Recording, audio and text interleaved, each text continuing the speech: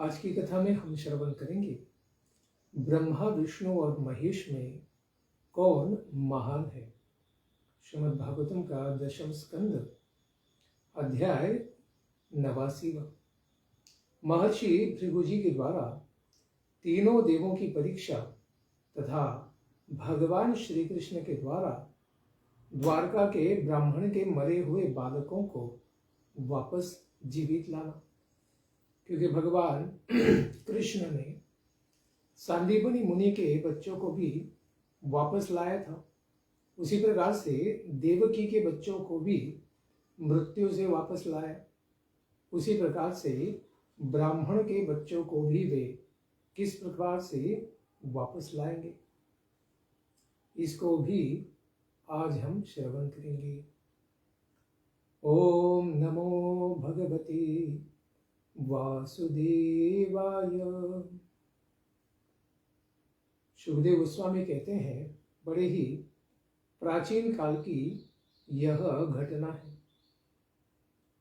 सरस्वती नदी जी के तट पर बड़े बड़े ऋषिगण यज्ञ करने के लिए साथ में बैठे हुए थे। उन लोगों को इस विषय में यह विचार चल पड़ा कि संसार में सबके ऊपर कौन है। तो सबने कहा कि ब्रह्मा जी, किसी ने कहा विष्णु है, और किसी ने कहा कि भगवान शिव जी हैं।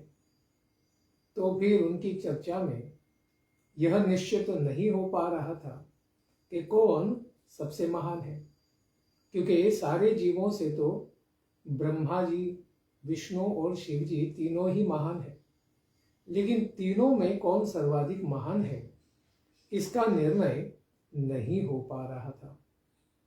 इसीलिए उन लोगों ने क्या किया,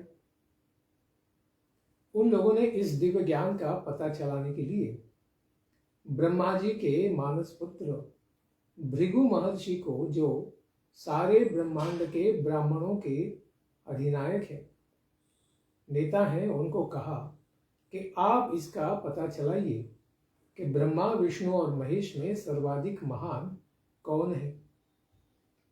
इस प्रकार से जब उनका चुनाव हो गया तो भृगु महर्षि पहले ब्रह्मा जी के पास चले जाते हैं सत्यलोक में।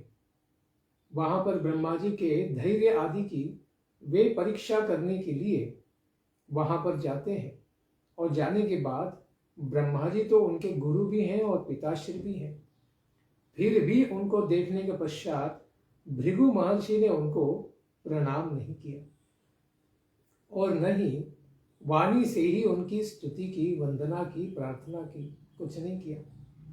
यह सब उद्दंडता देखकर ब्रह्मा जी अपने ही तेज से दहक उठे, उनको क्रोध आ गया, और इस प्रकार से वे कुछ करने ही वाले थे, लेकिन समर्थ होने के कारण, सत्वगुण में, ज्ञान में स्थित होने के कारण ब्रह्मा जी अपने पुत्र के प्रति, भृगु महर्षि के प्रति उत्पन्न क्रोध को अपने आप ही पी गए, यानी उसी तरह शांत हो गए जिस प्रकार से कोई अग्नि उसको उसके कारणभूत भूत जल के द्वारा शांत कर देता है।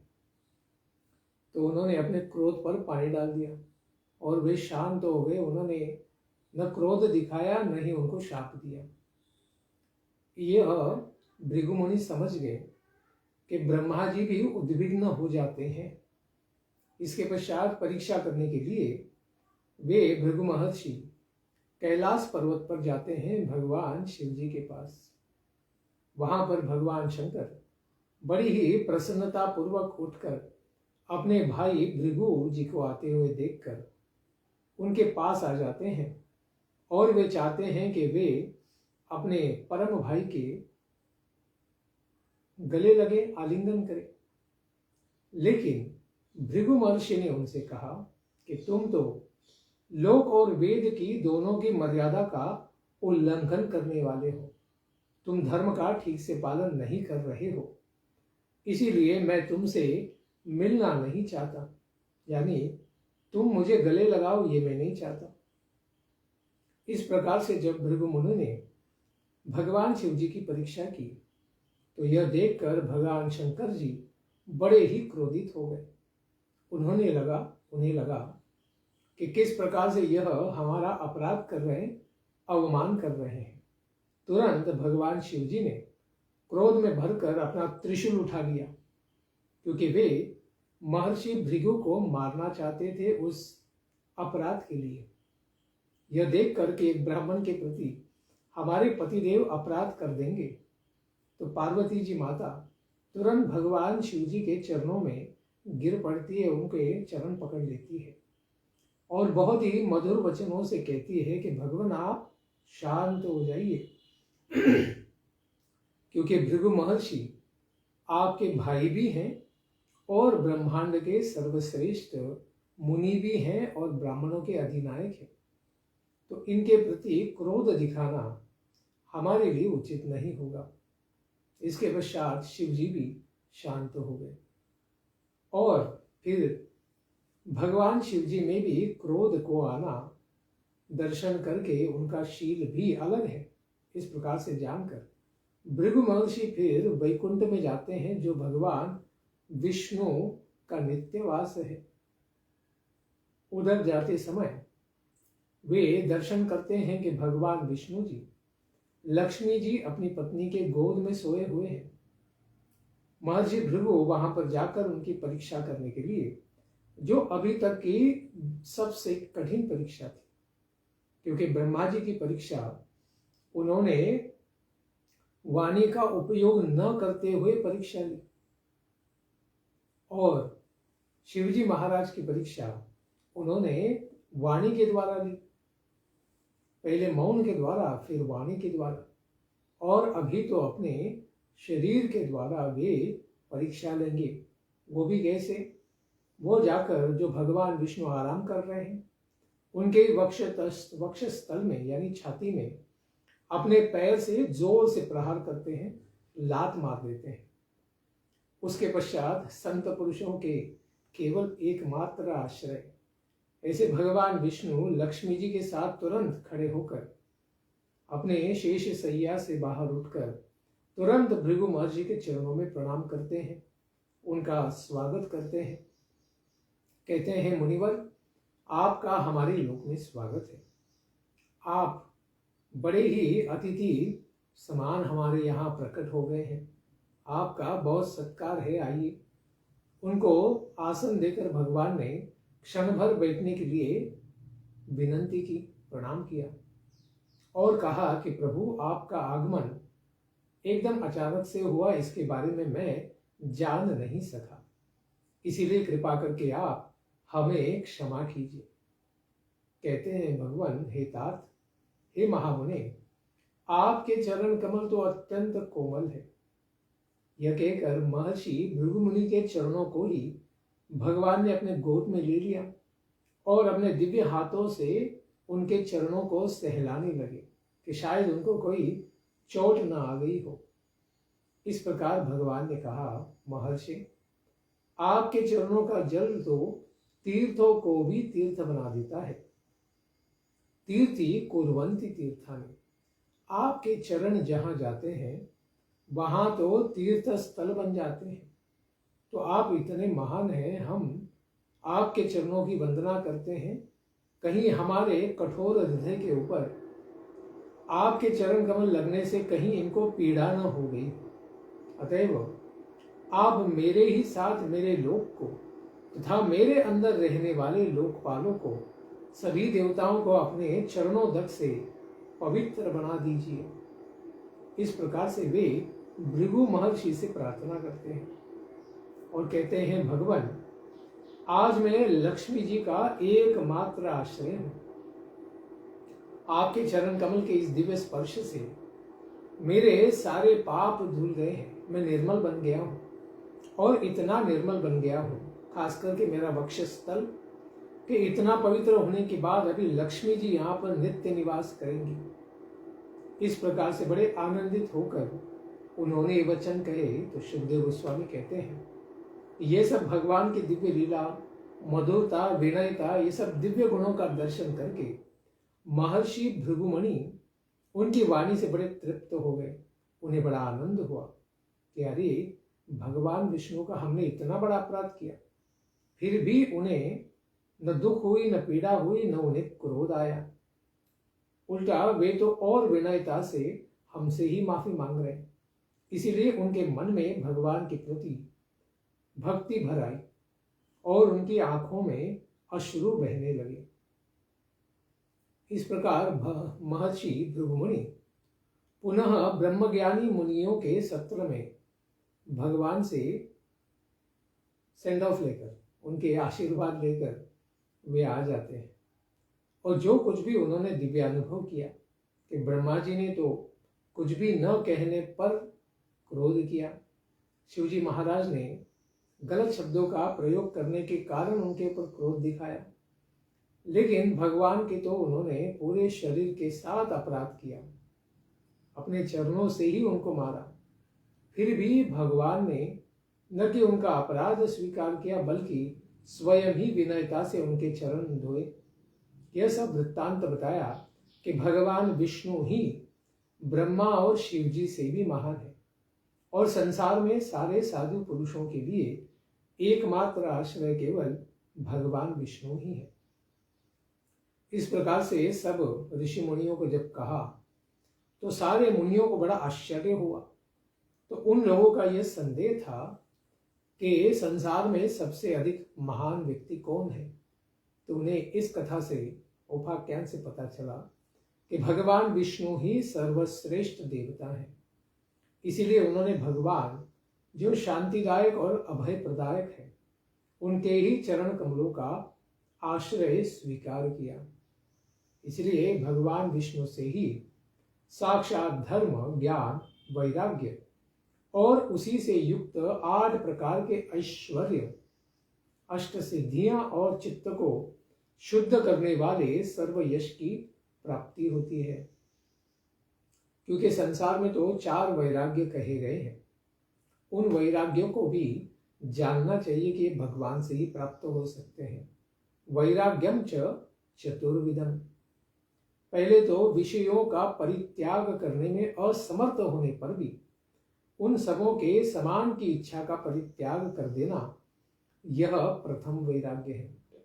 कि खाना पीना, सोना, गाना, ये सारी बहुत प्रकार की इच्छाएं हैं, लेकिन फिर उन सब में समान इच्छा न रखना, किसी में कम या किसी में ज्यादा हो जाना, ये बहुत ही कम दर्जे का वैराग्य है, लेकिन ये भी एक प्रथम वैराग्य है। उसके बाद विषयों में भी लवण आदि से भिन्न की वृत्ति को दूसरा वैराग्य कहते हैं। कुछ विषयों में अनुराग कम हो जाना, ये वैराग्य है, दूसरा वैराग्य। उसी प्रकार वृत्ति होने पर भी मन से उन सबों के प्रति राग न होकर केवल बाह्य इंद्रियों से ही उन विषयों का सेवन करना, ये तीसरा विषय है, तीसरा वैराग्य है। जैसे कि कोई कर्तव्य है कि शरीर चलाना है, इसीलिए खाना चाहिए, मन में तो कोई भाव नहीं है कि बहुत आनंददायक वस्तुएं, लड्डू, रसमलाई, मालपुआ, ये सब, गुलाब जामुन, ये सब खाने हैं, लेकिन जो भी भगवान की कृपा से मिल जाएगा उसको ही प्राप्त कर लेना शरीर के पालन के लिए, यह तीसरा वैराग्य है। और फिर बाह्य इंद्रियों का भी विषयों की ओर से उदासीन हो जाना, यह चौथा वैराग्य है। इसमें मन भी निरत हो गया विषयों से और जिह्वा आदि की जो इच्छाएं वो भी निरत हो गई, तो यह चौथा वैराग्य और श्रेष्ठतर है। जैसा कि महर्षियों ने भी कहा है, वैराग्यमाद्यम यतमान सज्ञम क्वचित विरागो व्यतिरेक सज्ञम एकेन्द्रियाख्यम हृदिराग सौख्यम तस्याप्य भावस्तु वशीकृताख्यम इति। अर्थात विषयों से जो प्रथम वैराग्य होता है उसका नाम है यतमान, इस प्रकार से उसकी संज्ञा की गई है। और किसी विषय से विराग हो जाना, सब विषयों से नहीं, किसी एक ही विषय से विराग हो जाना व्यतिरेक संज्ञक वैराग्य है। पहला यतमान हो गया, उसके बाद व्यतिरेक वैराग्य। फिर उसके बाद तीसरा बताते हैं, मन से नहीं केवल बाह्य इंद्रियों से विषयों का सेवन, इसको एक इंद्रिय संज्ञक वैराग्य कहते हैं। ये तीसरा है। और उसका भी अभाव हो जाना, यानी मन और इंद्रिय दोनों को वश में कर लेना, इसी के कारण इसका नाम हो गया है वशीकार संज्ञक वैराग्य। इस प्रकार के चारों वैराग्य भगवान विष्णु से ही प्राप्त होने वाले हैं, इसको समझना चाहिए। क्योंकि संसार में जो योग ध्यान भक्ति में लगते हैं उनके भी अलग अलग स्तर होते हैं। बताते हैं कि परम शांत समचित्त और सबों को अभय प्रदान करने वाले संत मुनिजनों के वे ही भगवान परम प्राप्य कहे गए हैं। पहले स्तर के योगी होते हैं मुनि, जिनको मुमुक्षु कहते हैं, मुक्ति मिच्छति, जो मुक्ति की कामना करने वाले हैं योगी जन, उनको मुनि कहते हैं। और जो इस प्रकार की ज्ञान योग या भक्ति की साधना से जो जीवन मुक्त हो जाते हैं, इस संसार में रहते हैं लेकिन सांसारिक कामनाओं की अपेक्षा नहीं करते हैं या उन आसक्तियों के पीछे नहीं भागते हैं, ऐसे जीवन मुक्तों को शांत कहा गया है। और इनसे भी श्रेष्ठ होते हैं उनको साधु कहते हैं। क्यों? क्योंकि वे भगवान की नित्य सेवा में नियुक्त हो जाते हैं, भगवान के ही नाम गुण रूप लीला का वर्णन करते हैं, कीर्तन करते हैं, श्रवण करते हैं, स्मरण करते हैं और भगवान की ही सेवा में लगे रहते हैं। तो ये सर्वश्रेष्ठ हो गए साधु। पहले मुनि हो गए, उनके श्रेष्ठ हो गए शांत, उनसे श्रेष्ठ हो गए साधु। इस प्रकार श्री भगवान विष्णु यह प्रिय मूर्ति है उन लोगों के लिए जो सत्वगुण प्रधान साधक है, ब्राह्मण है। इसलिए ब्राह्मण ही उनके आराध्य देव हैं तथा निष्काम परम शांत और निपुण बुद्धि वाले सारे संसार के लोग जो सत्वगुणी प्रधान हैं, वे भगवान विष्णु का ही भजन करते हैं। और इस संसार में जो तीनों गुणों से बनी हुई जो माया शक्ति है, जो भगवान की ही सेविका है, इन्होंने उनकी 3 प्रकार की आकृतियों की सृष्टि कर दी है। वे हैं रजोगुणी प्रधान राक्षस, तामस प्रधान असुर और सत्व प्रधान देवता। यहां पर सुखदेव गोस्वामी अपना निर्णायक मत देते हैं कि सत्वम तत्तीर्थ साधनम, अर्थात इनमें सत्वगुणी राजसिक और तामसिक लोगों में जो सत्वगुण प्रधान देवता है, इनके नाम की ही उनकी आकृति या देवताओं का मनोभाव, इस प्रकार से जो लोग हैं ये भगवान विष्णु की प्राप्ति के साधन हैं कि सत्वगुण को विकास करना और उसी सत्वगुण के साथ भगवान की सेवा साधना में लगना। इस प्रकार से सुखदेव गोस्वामी ने कहा और सारे मुनियों ने भी, महर्षि ने भी इसी तत्व को मान लिया। इस प्रकार से वे सारे मुनिगण जो सरस्वती नदी के पास यज्ञ के लिए आए हुए थे, सारे संशयों का उन्होंने त्याग कर दिया और इस प्रकार से इस उपाख्यान के निर्णय को उन्होंने स्वीकार किया कि भगवान विष्णु ही श्रेष्ठ है। इस प्रकार से उन सबों ने भगवान श्री के चरणों में सेवा साधना, उनका नाम संकीर्तन के द्वारा फिर उन्हीं के परम धाम वैकुंठ की प्राप्ति कर ली। इसी दिव्य उपाख्यान की फलश्रुति यहाँ पर सूत गोस्वामी जी बताते हैं कि हे शौनकादि महर्षियों, व्यास नंदन व्यास जी के पुत्र श्री सुखदेव मुनि जी से, उनके मुखारविंद से यह मधुमयी अमृतमयी सुधा धारा है, संसार के भय को मिटाने वाली है।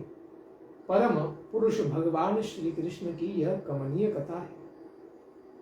इस संसार के मार्ग में चलने वाला जो भी पथिक है, इस कथा का अपने कानों से बड़ी श्रद्धा के साथ बारंबार निरंतर श्रवण करता है तो उसकी सारी हृदय की थकान मिट जाती है जो इस संसार में भ्रमण करने के कारण उसे प्राप्त हुई है। अर्थात वह इस संसार सागर के बंधन से यानी कर्म की ग्रंथि से मुक्त हो जाता है। भिद्यते हृदय ग्रंथि छिद्यन्ते सर्व संशय, उसके हृदय के सारे संशय मिट जाते हैं। कर्म की ग्रंथि, उनसे लगी हुई वासना आसक्ति का नाश हो जाता है और भगवान की भक्ति में वह सुदृढ़ हो जाता है। इसलिए सुखदेव गोस्वामी कहते हैं कि इस प्रकार से जो भक्तिभाव से भगवान की कथाओं को श्रवण करेगा, उसके सारे हृदय के ताप संताप नष्ट हो जाएंगे। इसके बाद भगवान की विशेष कथा को वे वर्णन करते हैं कि एक बार ऐसा हुआ कि द्वारकापुरी में किसी विशेष विप्र यानी ब्राह्मण की पत्नी के गर्भ से पुत्र उत्पन्न हुआ, किंतु वह पृथ्वी पर रखते ही यानी पृथ्वी का स्पर्श करते ही तुरंत मर गया जन्म के पश्चात। तो बड़े ही दुखी मन से, अत्यंत आतुर, उनके उस बालक के पिता ब्राह्मण देव उस मृतक को यानी उसके शरीर को लेकर द्वारका के राजमहल के द्वार पर उसको ले आता है, उग्रसेन के भवन के पास, और बड़े ही दुख से विलाप करते हुए कहने लगता है, अवश्य ही ब्राह्मण द्रोही, शतबुद्धि लोभी तथा विषयी राजा द्वारका में शासन कर रहा है, क्योंकि इसी राजा के कर्म दोष के कारण मेरा बालक जन्म लेते ही मृत्यु हो गया, क्योंकि मैंने तो कोई अपराध नहीं किया है, नहीं मेरे बालक ने, जन्म होते ही कैसे इसकी मृत्यु हो गई है। इस प्रकार से राजा में ही तो दोष है, क्योंकि हिंसा परायण, दुष्शील और अजितेंद्रिय ऐसा राजा जो स्वयं को और ब्राह्मणों का भी राजा मानता है, उसकी सेवा करने वाली प्रजा दरिद्र हो जाती है, दुख कष्ट पाती है और सदा ही अपने यश को प्राप्त करने के बाद भी पराजित हो जाती है। इसी तरह उस ब्राह्मण के दूसरे तीसरे बालक भी पैदा होते गए, लेकिन ब्राह्मणों के वे लड़के तुरंत ही धरती का स्पर्श करके मर जाते और उनके शव को वे राजमहल के द्वार पर रखकर उसी प्रकार से रोते रोते उसे ब्रह्मद्वेष की गाथा गाते थे। ऐसे होते होते 9वां साल आ गया और उस 9वें साल में भी उनको 9वां बालक हुआ, वह भी धरती पर रखते ही मर गया। तो तुरंत वहां पर भगवान श्री कृष्ण के सन्निकट सदा ही वैसे अर्जुन आया जाया करते थे, लेकिन उस समय में खास अर्जुन जी वहां पर थे और उन्होंने ब्राह्मण के द्वारा इस प्रकार से जो विलाप किया जा रहा था उसको श्रवण किया। ऐसा सुनने पर उन्होंने ब्राह्मण से कहा, अर्जुन को तो पूरा सत्य पता नहीं था, भगवान की माया से मोहित हो गए और उन्हीं की लीला का वे विस्तार करने लगे। उन्होंने कहा, ब्राह्मण देव, क्या आपके इस महान द्वारका नगरी में कोई धनुर्धर नहीं है क्या? क्या ये यदुवंशी ब्राह्मण है या ब्राह्मण बन गए हैं कि प्रजा का पालन छोड़कर जो क्षत्रियों का कार्य है उसको त्याग कर वे यज्ञ करने के लिए बैठ गए? मानो वे ब्राह्मण बन गए हो, जिसके राज्य में धन, पत्नी, पुत्र इन सब से वियुक्त होकर ब्राह्मण दुखी होते हैं। वे क्षत्रिय नहीं, क्षत्रियों के वेश में तो नट हैं, नाटक करने वाले ढोंगी लोग हैं और अपने प्राणों का ही वे पोषण करते हैं, दूसरे के बारे में उन्हें कोई चिंता नहीं है। भगवान, आप पति पत्नी पुत्रों के मरने से दीन हो गए हैं, मैं आप दोनों की संतान की रक्षा करूंगा। यदि ऐसा नहीं कर सकूंगा तो मैं प्रतिज्ञा करता हूं कि मैं जीवित अग्नि में प्रवेश करके मर जाऊंगा। इस प्रकार मेरे किए गए पाप का प्रायश्चित्त हो जाएगा। इस प्रकार डींग हाँकते हुए अर्जुन को देखकर ब्राह्मण को बड़ा आश्चर्य हुआ। वे कहते हैं, अरे बलराम जी, भगवान श्री कृष्ण धनुर्धर शिरोमणि प्रद्युम्न जी, अद्वितीय योद्धा अनिरुद्ध भी जब मेरे कोमल बच्चों को उनकी रक्षा नहीं कर पा रहे मृत्यु से, इन जगदीश्वरों के द्वारा भी यह काम बड़ा कठिन है, इसीलिए न कोई मेरे मुंह के सामने आ रहा है न मुझसे कोई बात कर रहा है, दरवाजा भी नहीं खोल रहे, और तुम इसे सिद्ध करना चाहते हो। यह तो तुम्हारी बड़ी ही मूर्खता है, क्योंकि जब भगवान कुछ नहीं कर रहे तो तुम क्या कर लोगे। इसलिए मैं तुम्हारी इस बात पर विश्वास नहीं करता हूं। तो अर्जुन ने कहा, ब्राह्मण जी, अहम संकर्षणो न, मैं संकर्षण बलराम जी नहीं हूं, न कृष्ण, न द्वारकाधीश कृष्ण हो, न कार्ष्णी, न मैं कृष्ण का कोई पुत्र ही हूं। मैं कौन हूं? अर्जुनो नाम यस्य वै, मैं तो महान धनुर्धर गांडीवधारी अर्जुन हूं। इसीलिए मैं अवश्य ही इसे सिद्ध करूंगा। हे ब्राह्मण देव, मैंने अपने पराक्रम के द्वारा भगवान शिव जी को भी प्रसन्न कर दिया और उनसे भी अस्त्र शस्त्र पाए हैं। अतएव आप मेरे पराक्रम का तिरस्कार न करें। मैं युद्ध में तो मृत्यु को भी परास्त करके आपके पुत्र को वापस ले आऊंगा। इस प्रकार अर्जुन से इतना उत्साहपूर्वक वचन सुन के ब्राह्मण को लगा, चलो ये भी एक बार जरूर प्रयास कर ले। इसलिए ब्राह्मण देवता थोड़े प्रसन्न हो गए और अर्जुन के पराक्रम का बखान करते हुए बड़ी प्रसन्नता पूर्वक वे अपने घर चले गए। इस प्रकार कुछ समय के पश्चात पत्नी का प्रसव रहा।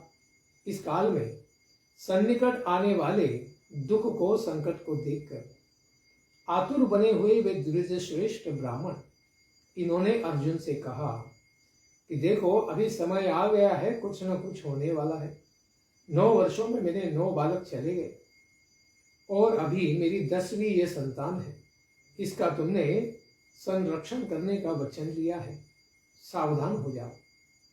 इस प्रकार ब्राह्मण की बातों को सुनकर अर्जुन ने पवित्र जल से, गोमती के जल से आचमन किया और भगवान शंकर जी को नमस्कार किया। उसके पश्चात दिव्य अस्त्रों का स्मरण करके गांडीव धनुष पर डोरी चढ़ाकर हाथ में उसने तैयारी दिखाई कि अभी जो भी आएगा उसे मैं छेद दूंगा।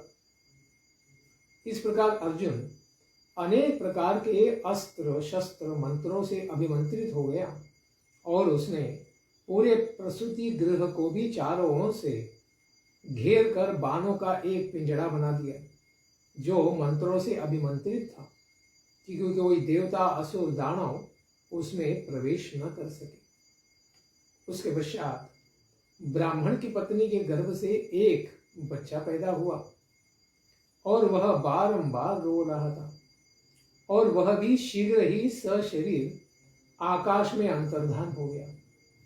बाकी वर्षों में 9 बच्चे जो पैदा हुए थे, उनके मरने के बाद शव तो कम से कम ब्राह्मण के हाथ में था, लेकिन ये 10वां बालक तो अर्जुन के इतने बड़े पिंजड़े बनाने के बाद भी अंतरिक्ष में अंतर्धान हो गया, गायब हो गया।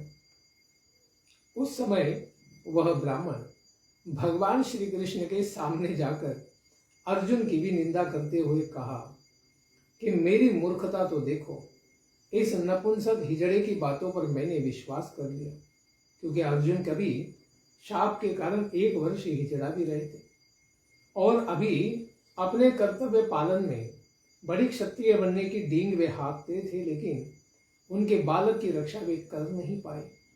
इसलिए व्यथा में आकर क्रोधित होकर वे अर्जुन का नाम खराब करने लगे। प्रद्युम्न जी, अनिरुद्ध जी, बलराम जी और भगवान श्री कृष्ण साक्षात भगवान मेरे जिन बालकों की रक्षा नहीं कर सके, तो दूसरा ऐसा कौन व्यक्ति है संसार में बचा है जो उन बालकों की रक्षा करने में समर्थ हो सकता था। ऐसा मृषावादी झूठ बोलने वाला अर्जुन, इसका मैं धिक्कार करता हूं।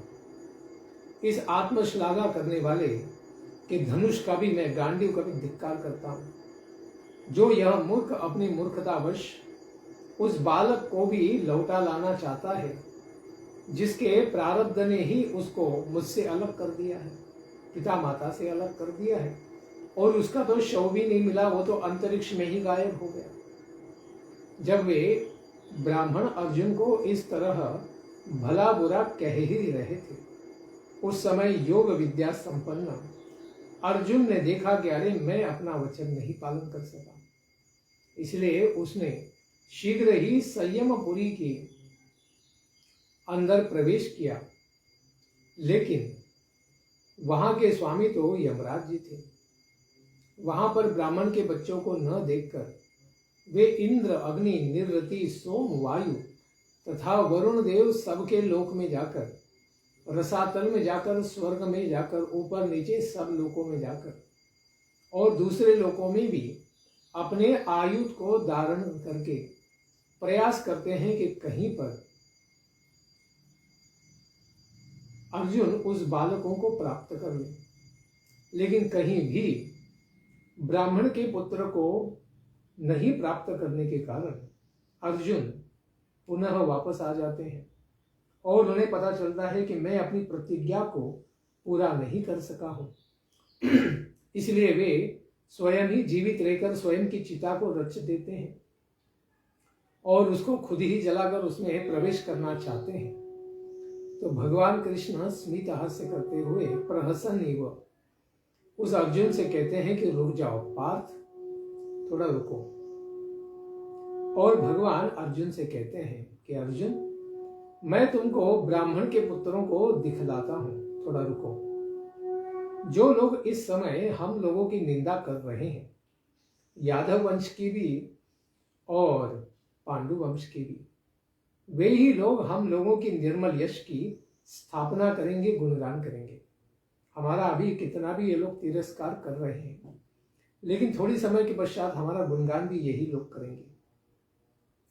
इस प्रकार से अर्जुन से कहकर भगवान अर्जुन के साथ अपने दिव्य रथ पर आरूढ़ हो जाते हैं और पश्चिम दिशा में जाते हैं। भगवान श्री कृष्ण 7 पर्वतों वाले 7 द्वीपों तथा 7 समुद्रों को एवं लोकालोक पर्वत, जो इस भूमंडल के विस्तार की परिसीमा है, क्योंकि लोकालोक के पश्चात सूर्य का प्रकाश नहीं है, केवल अनंत अंधकार है। वहां लोकालोक पर्वत को पार करके फिर भगवान उस अंधेरे क्षेत्र में ब्रह्मांड के परछाई में प्रवेश करते हैं। वहां पर शैव्य, सुग्रीव, मेघ पुष्प तथा बलाहक नामक 4 अश्व अपना रास्ता भूलकर इधर उधर भटकने लगे। भगवान के ये विशेष जो अश्व थे, इनको उस अंधेरे में समझ में नहीं आ रहा था कि जाना कहाँ है। इसलिए महायोगेश्वर, योग योगेश्वर भगवान श्री कृष्ण ने उन अश्वों की इस गति को देखकर हजारों सूर्यों के समान तेजस्वी अपने दिव्य सुदर्शन चक्र को आगे किया, ताकि वह अपने प्रकाश के द्वारा मार्ग दिखा सके, और उन घोड़ों को उन्होंने चलने की आज्ञा दी। इस प्रकार अपने अत्यधिक तेज के द्वारा प्रकृति के परिणाम रूप से उत्पन्न उस घने और अत्यंत महान अंधकारमय के अज्ञान को चीरता हुआ भगवान का सुदर्शन चक्र मन के समान उसी तरह तीव्र गति से चला जिस तरह भगवान श्री राम के धनुष से छूटे हुए बाण शत्रुओं की सेना में प्रवेश करते थे, असुरों का विनाश करते थे। उसी प्रकार से सुदर्शन चक्र मार्ग दिखाने लगा। इस प्रकार उसी मार्ग से चलता हुआ वह रथ उस अंधकार की अंतिम सीमा पर पहुंच जाता है, ब्रह्मांड के अंतिम छोर तक। और उस अंधकार के पार करने के पश्चात अनंत बार ज्योति जगमगाने लगी, दिव्य प्रकाश दिखने लगा। उसे देखकर अर्जुन की आंखें तो चकाचौंध रह गई और उन्होंने अपनी दोनों आंखें बंद कर ली, क्योंकि प्रकाश बहुत ही तेजस्वी था।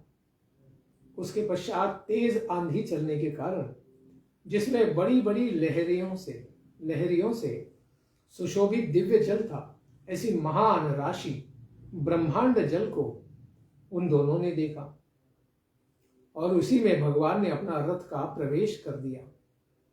वहां पर हजारों मणियों के स्तंभों से सुशोभित एक अत्यंत ही मनोहर भवन, राजभवन बना हुआ था और उसके चारों ओर उज्जवल ज्योति फैल रही थी। बड़ा ही चमकीला अद्भुत महल उन्होंने देखा।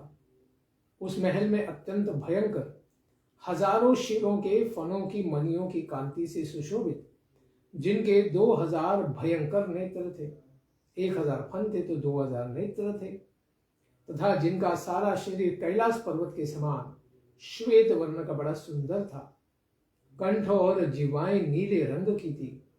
ऐसे अद्भुत शेष जी को अर्जुन ने दर्शन किया, शेषनाग जी का दर्शन किया। अर्जुन ने देखा कि शेषनाग की सुखमयी शैया पर भगवान पुरुषोत्तम विराजमान है। उनका व्यापक तथा अत्यधिक प्रभाव है। वे कारणरक्षाई विष्णु हैं, जो ब्रह्मांड के प्रथम पुरुष अवतार हैं। उनके प्रभाव का उन्होंने दर्शन किया। उनके शरीर की विशेष सुंदर कांति वर्षाकालीन मेघ के समान घनश्याम वर्ण की थी। वे सुंदर पीला पीतांबर धारण किए हुए थे। उनका मुखमंडल अत्यंत प्रसन्न था और उनके बड़े बड़े सुंदर कमल के समान सुंदर नेत्र बड़े ही मनोहर लग रहे थे।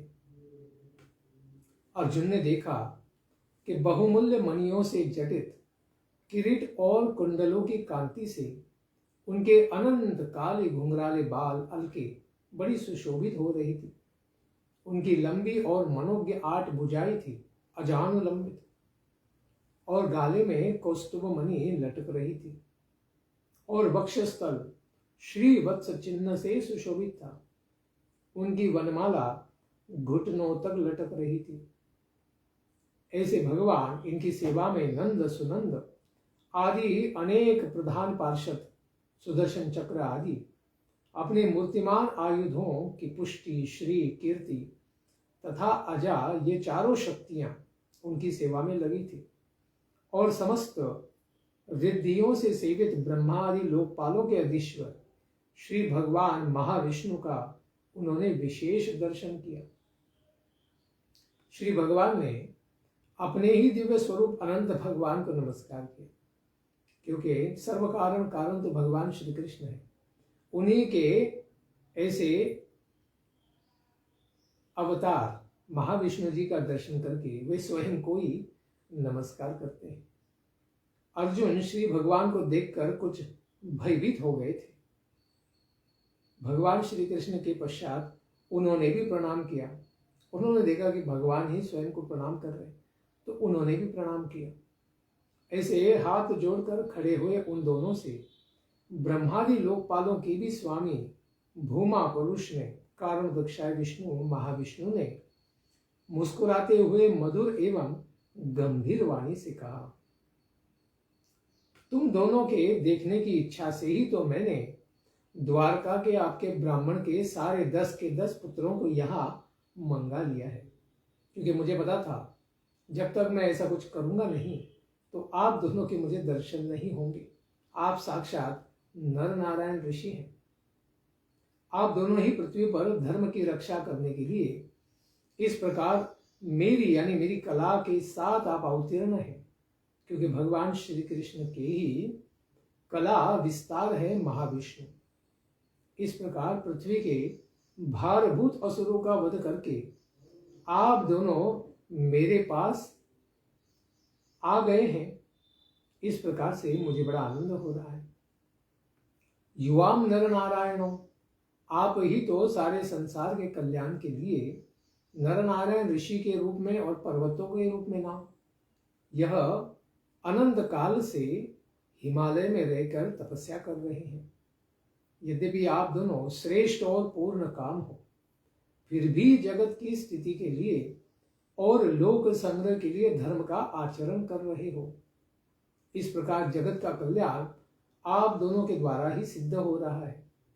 इसलिए जब श्री भगवान भूमा पुरुष महाविष्णु ने भगवान श्री कृष्ण और अर्जुन को इस प्रकार से अभिमंत्रित किया कि आपके दिव्य कथाओं का, दिव्य आपके लीलाओं का समय अभी समाप्त हो रहा है और आपने जितना आवश्यक असुर संहार करना था वो आपने कर दिया है, अभी आपके लीला समाप्ति का समय आ रहा है।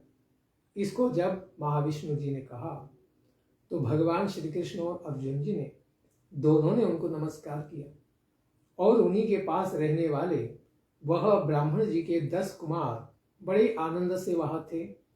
ऐसे उन सब बालकों को लेकर, उन ब्राह्मण के पुत्रों को लेकर भगवान अपने रथ पर विराजमान हुए और जिस रास्ते से वे लोग गए थे उसी रास्ते से अंतरिक्ष के द्वारा वे पुनः द्वारका नगरी में तुरंत क्षण भर में लौट आए। इस प्रकार ब्राह्मण के बालक अपनी आयु के अनुसार बड़े बड़े हो गए थे। कोई 10 वर्ष का था, कोई 9 वर्ष का, कोई 1 वर्ष का, और अभी जन्मा हुआ बालक तो बहुत छोटा था। उनके रूप और आकृति पूर्ववत थी। उन्हें उनके पिता को यानी वो ब्राह्मण जी को भगवान श्री कृष्ण ने सारे बच्चों को जीवित आनंद पूर्वक सौंप दिया। भगवान विष्णु के उस परम धाम को देखकर अर्जुन के तो आश्चर्य की सीमा ही नहीं रही। इतना वैभवशाली भगवान महाविष्णु का वह महल, उनके सेवक सेविकाएं, सबका दर्शन देखकर बड़ा ही उसे आश्चर्य हुआ था। उन्होंने माना कि जीवों में जो कुछ भी बल पौरुष है वह केवल भगवान श्री कृष्ण की कृपा से ही है, वरना कैसे संभव है। जिस लोकालोक पर्वत तक कोई जा नहीं पाता उसको भी पार करके, ब्रह्मांड के अंधेरे को पार करके, ब्रह्मांड की परिसीमा के बाहर जाकर ब्रह्म ज्योति में चित्कन आकाश में रहने वाले भगवान विरजाधिपति महाविष्णु, कारणदक्षाय विष्णु, इनके महल में जाना, उनके सेवक सेवकाओं के साथ उनका दर्शन करना, यह केवल भगवान श्री कृष्ण की कृपा से ही होता है। इसलिए ब्रह्मा विष्णु और महेश में सर्वाधिक अत्यंत महान केवल भगवान श्री कृष्ण ही है। इस प्रकार भगवान ने और भी अनेक वैश्वर्य और वीरता से पूर्ण लीलाओं को संपन्न किया, कुछ द्वारका में, कुछ मथुरा में, कुछ वृंदावन में। इस प्रकार पूर्ण लीलाओं की इस लोक दृष्टि से साधारण लोगों के समान सांसारिक विषयों का उन्होंने भोग किया, इस प्रकार से लोगों को लगा। लेकिन भगवान के तो जन्म और कर्म बड़े ही दिव्य होते हैं, उनको कोई साधारण मनुष्य नहीं समझ सकता है। ऐसे भगवान ने मनुष्य आकार होने के कारण बहुत से श्रेष्ठ यज्ञ भी किए, केवल अपनी प्रसन्नता के लिए और लोक संग्रह के लिए, ताकि लोग उससे ज्ञान प्राप्त करें और कर्म में प्रधान निष्काम भावना से भगवान के लिए यज्ञ करें। इस प्रकार अत्यंत संसार के श्रेष्ठ पुरुषों जैसा आचरण करते हुए भगवान श्री कृष्ण अपने ब्राह्मण आदि सभी प्रजाओं की सारी मनोकामनाओं को उन्होंने पूर्ण किया। देवकी के पुत्र, सांदीपनि मुनि के पुत्र या ब्राह्मण के पुत्र सबको जीवित वापस लाया और सबका कल्याण किया। उसी प्रकार वे सबकी मनोकामनाएं पूर्ण करते रहे। जिस प्रकार इंद्र समय के अनुसार वर्षा आदि देकर प्रजाओं की इच्छाओं को पूरा करते हैं, जिससे कृषि के द्वारा अन्न प्राप्त करके सारे जीवों की सारी इच्छाएं पूर्ण हो सकती हैं। फिर वो ब्राह्मण हो, क्षत्रिय हो, वैश्य हो या शूद्र या चांडाल हो, बिना वर्षा सब मर जाएंगे। यह इंद्र द्वारा होता है। उसी प्रकार से भगवान श्री कृष्ण अपने सारे भक्तों का दिव्य कल्याण करते ही रहते हैं। इस प्रकार भगवान ने अनेक अधर्मी राजाओं को स्वयं मार डाला या फिर पांडवों के द्वारा, खास करके अर्जुन आदि के द्वारा उनको मरवा दिया।